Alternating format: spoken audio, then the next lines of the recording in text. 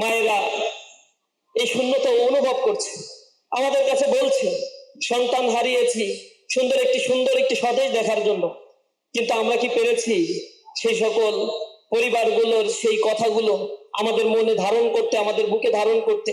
একান্ত প্রিয় উপস্থিতি, আসসালামু আলাইকুম রহমতুল্লাহ। জুলাই আমাদেরকে অনেক বেদনা এবং অনেক স্মৃতির কথাগুলো বলে। নতুন একটি স্বদেশ গড়ে তোলার কথা জুলাই আমাদের বলে। একটি বছর আমরা জুলাইয়ের পার করেছি, উদযাপন করছি, মুক্ত স্বাধীন দেশে আমরা কথা বলছি।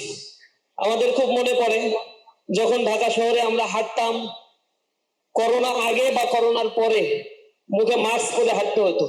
মাস্ক ব্যতীত ঢাকা শহরে ইন্ট্রেন্সের অধিকার আমাদের ছিল না, কোথাও দাঁড়িয়ে কথা বলার অধিকার আমাদের ছিল না। কোনো জায়গায় কোনো নামে কোনোভাবে দেশের পক্ষে কথা বললে অথবা কোনো অনুষ্ঠানে গেলে পুলিশ আমাদেরকে আগ্রাসীভাবে গ্রেপ্তার করে নিয়ে যে রাষ্ট্রদ্রোহী দেশদ্রোহী মামলা দিয়ে দিত। একটি জুলুম তন্ত্রের অবসান ঘটানোর জন্য যে শহীদেরা তাদের জীবনকে বিলীন করে দিয়েছে, আজকে তাদের জন্য হয়তো একটি বছর পার হয়ে গিয়েছে, তাদের অবদানের স্বীকৃতি, তাদের রক্তের সেই প্রতিদান আমরা কিঞ্চিত পরিমাণে হলেও পূরণ করতে ব্যর্থ হয়েছি। এজন্য আমরা সে সকল শহীদ পরিবারের কাছে ক্ষমা প্রার্থনা করি, তাদের জন্য আল্লাহর কাছে দোয়া করি, আল্লাহ রাব্বুল আলামিন যেন তাদের শাহাদাতের মর্যাদা দেন। আজকে যে শহীদ পরিবাররা এখানে উপস্থিত রয়েছে, অনেক শহীদের মায়ের আর্তনাদ আমরা শুনেছি, বুক ফাটা আর্তনাদ তাদের কাছে শুনছি। এখনো অনেক মায়ের রাতে ঘুম হয় না, চোখের অশ্রুতে দিনাতিপাত করে। রাতের বেলায় হঠাৎ ঘুম থেকে জাগ্রত হয়ে তার সন্তানের ঘরে গিয়ে খাটের উপরে বিছানায় যখন অপলক দৃষ্টিতে তাকিয়ে থাকে, তখন সেই মায়ের চোখ থেকে অশ্রু বেদনা ঝরে পড়ে, অথচ তার সন্তানকে হাজারো বার মনের অন্তরে চোখের পানি দিয়ে কেঁদে কেঁদে ডাকলেও তার সন্তান তাকে সাড়া দেয় না। কষ্ট করে চঞ্চল হৃদয় নিয়ে বাইরে থেকে খাবার নিয়ে এসে মায়ের জন্য পাশে দাঁড়িয়ে কিছু একটু খাবার তার মায়ের মুখে তুলে দিয়ে হাসি মুখে মা মা বলে চিৎকার করে, আর সেই সন্তান হয়তো সেই মাকে ডাকে না। মা অসুস্থ হয়ে পড়লে মাথার কাছে গিয়ে মা বাবার মাথায় বিলি কেটে দিয়ে সেই সন্তান হয়তো তাদেরকে এখন আর বলছে না, মা তুমি সুস্থ হয়ে যাবা, ডাক্তারের কাছে কালকে নিয়ে যাব।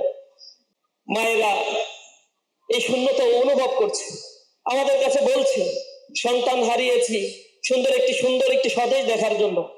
কিন্তু আমরা কি পেরেছি সেই সকল পরিবারগুলোর সেই কথাগুলো আমাদের মনে ধারণ করতে, আমাদের বুকে ধারণ করতে?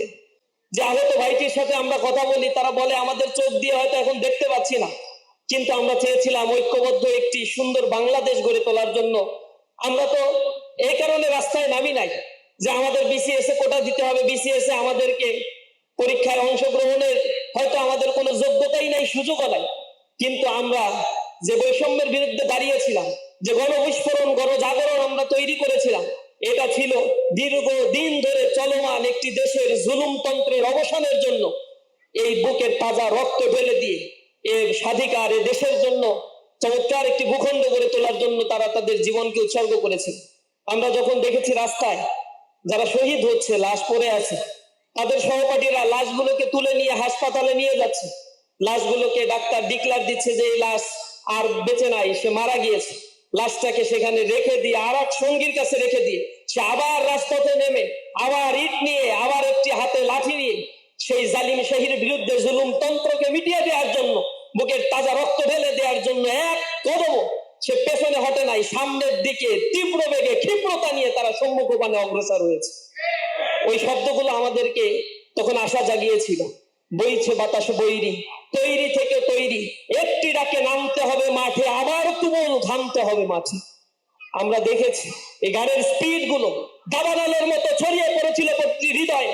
তরুণ যুবা, রাস্তার শ্রমিক, দিনমজুর, কুলি মজুর, রিক্সাওয়ালা এবং প্রবাসে থাকা বাঙালি মানুষেরাও সেদিন চোখের অশ্রুতে ক্রন্দনরত ছিল। এ বাংলার মানুষগুলো কখন তাদের মুক্ত অধিকার ফিরে পাবে, জবান দিয়ে মুক্ত স্বরে এ দেশে কথা বলতে পারবে। সেই অধিকারগুলো তাদেরকে কেড়ে নেওয়া হয়েছে। জুলাই আমাদেরকে সেই অধিকারগুলো ফেরত দিয়েছে। জুলাইয়ের চেতনা এই স্বদেশকে গড়ে তোলার জন্য যে দলগুলোর প্রতি, যে রাজনৈতিক দলের প্রতি আস্থা রেখে মানুষেরা তাদের ঘরে ফিরে গিয়েছিল, আমরা দেখতে পাচ্ছি তারা আশা আকাঙ্ক্ষার পরিবর্তে দেশে আবার সেই পূর্বের বন্দোবস্তের এক পুনরাবৃত্তি ঘটানোর জন্য চেষ্টা করছে। কালচারাল অঙ্গলগুলো দিয়ে স্বৈরাচারের বিরুদ্ধে যে কথাগুলো বলা দরকার, নিজেদের জবান দিয়ে যে স্বদেশ ভূমি গড়ে তোলার জন্য তারা একটি সুন্দর সুযোগ পেয়েছিল, সেই সুযোগগুলো তারা হারিয়ে আবার পুরাতন সেই কিছু পাই নাই, এতদিন খাইতে পারি নাই, এই চেতনার মধ্য দিয়ে আবার তারা সেই পুরাতন বন্দোবস্তের দিকেই চলে যাচ্ছে। আমরা আশা করি তাদের বোধোদয় হবে।